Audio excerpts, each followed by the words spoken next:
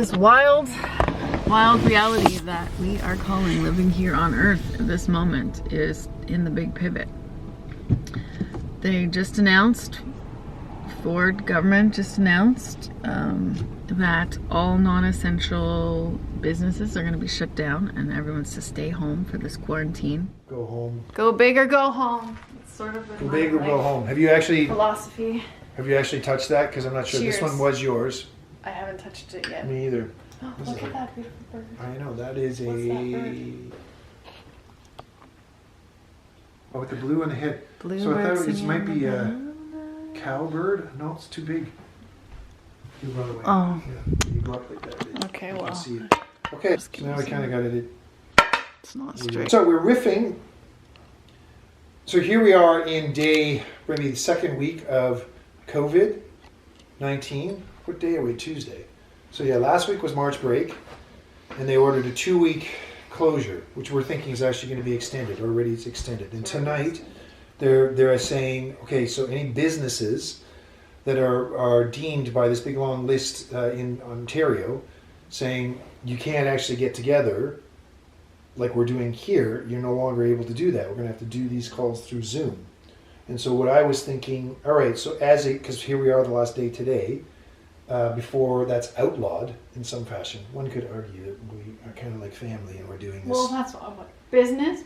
What is business? Family. And we're reframing family. I'll have to see you anymore. Right, so that's not good. That's not So we're trying to get our heads around that. And what I was thinking, this is a time of crisis for people, and the whole idea with crisis is you don't want to miss the opportunity to lever crisis. Crisis is a terrible thing to miss.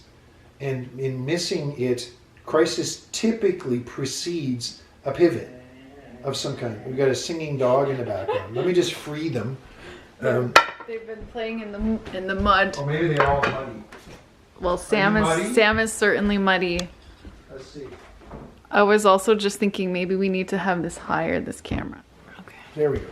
There we are, my sweets. And we're back. So, take 2. We've now changed sides. The dogs are We're in. just actually doing the changing sides just to see if, in fact, people notice. So we've been riffing on camera like this now for a year, give or take, in anticipation of some significant event happening. Thinking it was going to be Something relative to the economy. We knew that. yeah, we knew for sure it was going to be economic. So a second financial crisis like we had in 2008. The markets were suspecting that something was going to happen because the markets were actually getting a little flippy this way and that before the COVID virus started to get legs. Mm-hmm. And then as soon as it started getting legs, it moved the economic scene. But just in financial markets with the major financial markets, there was ups and downs. And then all of a sudden, the bottom crashed out when it looked like COVID was going to be upgraded to a pandemic. Yes. I believe we're actually in a process right now of building a bridge from an old way of being, doing, being, to a new way. We talk about this all the time. All the time. So we call it the big play, the big game, the big pivot. We're using words right now. Pivot is actually something we had stuck with for quite some time, and I do feel we need to pivot. We need to all get aligned and actually go and raise consciousness on this notional point where here's our bandwidth at the beginning, and then I guess we're moving from left to right. So we're actually moving here, moving this, and that actually defines a bridge this way with real deep in the ground, grounded pillars on which the bridge is built, which is another word for the net or the internet or the web or consciousness. Mm-hmm. And we're moving from a level of consciousness that is, relatively speaking, this big to one where we as a society are actually expanding. So we're moving from, on this visual, left to right. And the early indicators that this was happening showed up around 2000. We had a tech bubble that blew up entirely. Everyone was just betting the farm on tech, and it blew up. Then in 2008, we had another blowout, a global economic meltdown that had a probability assigned to it because the whole financial system was all connected at that time, interdependently connected in the major financial centers around the world. And the probability of that blowing up and not working was identified as 0 probability because it was algorithm driven. There was no possible way it could ever happen there would be a meltdown. And there was a global meltdown, 2008.